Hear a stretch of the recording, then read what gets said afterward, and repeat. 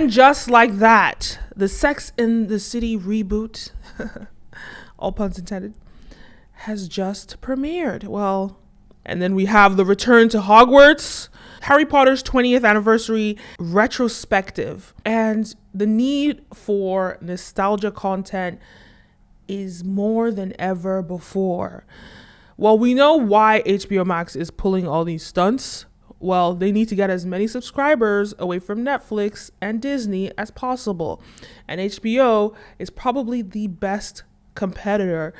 But low-key, people sleep on Hulu, but Hulu has some great gems. Showtime has some great gems. But Hulu's owned by Disney. So, hey. Either way, nostalgia content is in. And let's talk about what HBO has coming up for us. HBO is super smart, lumping all their shows together back to back in the December period, where they know it's a holiday season, nostalgia content as mixed with the fact that people are returning home to their families. They're going to be sitting down Christmas Eve, Christmas, etc. And they just want to watch, they want to binge content with their families. Kids are out of school. People are going to be watching a lot of stuff. So it's really, really intelligent that they've, I think they're just finishing off Insecure. I haven't actually watched the season, but I'm going to binge watch it all in one go. But before we get into that, don't forget to like, follow, subscribe, all the above. It really pushes this video out in the algorithm and encourages me to make more videos. This video is brought to you by Brand Video Pro. We help brands and influencers scale their influence and sales. So if that is of interest to you, head on over to our website, click the link down below, and find out how we can help you. All right, let's begin. So we have Insecure to binge. And just like that, we have this Harry Potter special. It's not actually a reboot of Harry Potter, but it's more of, the cast and crew sort of like giving their perspective about, creating the film series and all of that. So it seems like it's more of like a series of interviews where people are just going to be talking about it and really get people in the mood for this nostalgia content. The difficulty with recreating Harry Potter is that, it's an epic film series. It's obviously not something that they're going to be recreating. Well, I won't say obviously, but it doesn't seem like it's something that's that easy to recreate that quickly. So right now is the time to take advantage, create content that's just going to get people engaged and over to HBO Max.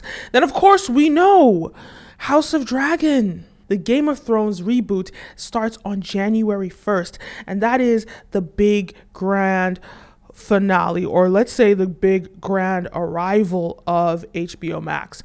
HBO Max, has done a good job this year of releasing, movies that were supposed to come out in the movie theater. I think they come out simultaneously in the movie theater and in HBO Max, a lot of these like big productions.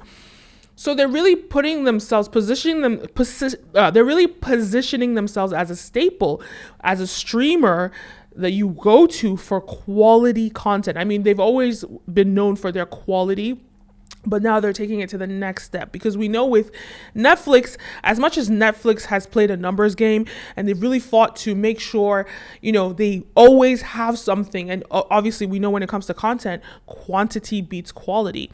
And I will say that in terms of quality, Netflix is still above YouTube, but YouTube is where all the eyeballs are. So people are still going to get Netflix. Even though I don't watch Netflix, I still have an account running, and just in case I'm going to watch it. And I don't just cancel my account. That is what Netflix has become. People just have an account there. And then Disney, because of Disney's history and, just like how big of a mega company it is and their ability to produce and reproduce content, Disney is just like a hub as well that people were destined to gravitate towards. So right now in the streaming game, it's very, very competitive. And so HBO really had to come in for what they're known for what they're loved for. And that is quality cinema content, whether it's series or cinema, etc. So they have been able to win. Well, I won't say they win because I don't know their numbers, but they have been able to deliver on some great overhyped shows. So we have Insecure, we have House of Dragon, which a lot of people are excited for, and of course we have Sex in the City and just like that. And then they have the Sex Lives of College Girls. That's like tapping into the Sex in the City audience, but getting them at a younger age.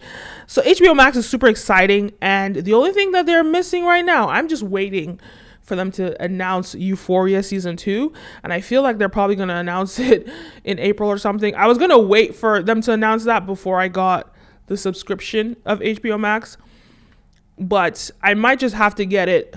Then my other plan was, let me get it before House of Dragon and just binge watch everything.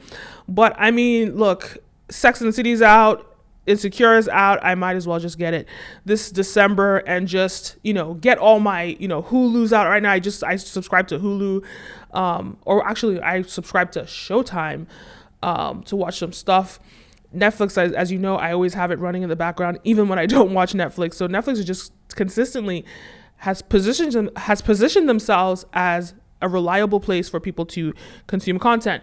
Unfortunately, with Disney, as much as I love like kids content, I just for me, Disney hasn't given me incentive to sign up just yet.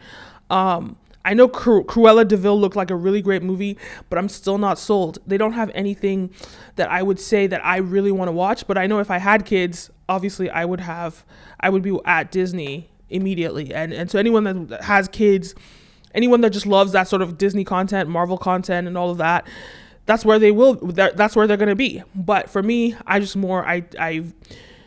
that's not really my vibe. But doesn't mean that they're not a very successful company. So there you have it. So many great shows to watch this Christmas season. What are you going to be watching over the holidays? Leave a comment down below. Can't wait for Bridgerton to come back. I was expecting it to be here by December, but they haven't done any advertising, so I don't think it's coming out anytime soon. But look, there's a lot of stuff to binge watch. Even on Netflix, I have so much. I have about 2 years worth of content to catch up on Netflix, and so let alone HBO Max. But HBO Max shows excite me to go on their platform and watch them.